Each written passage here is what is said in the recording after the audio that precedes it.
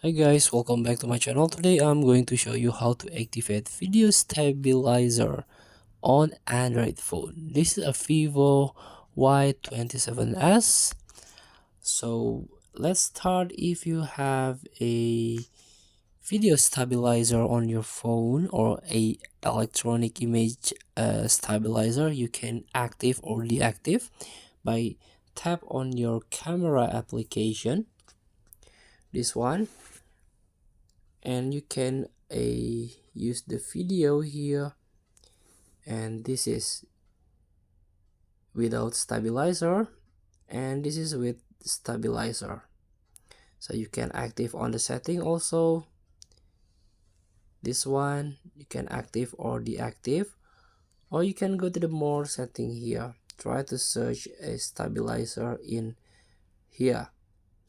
So if you don't have a the ace or the a electronic image stabilizer, it means your phone do not supported with stabilizer a camera, so your camera will be shaky.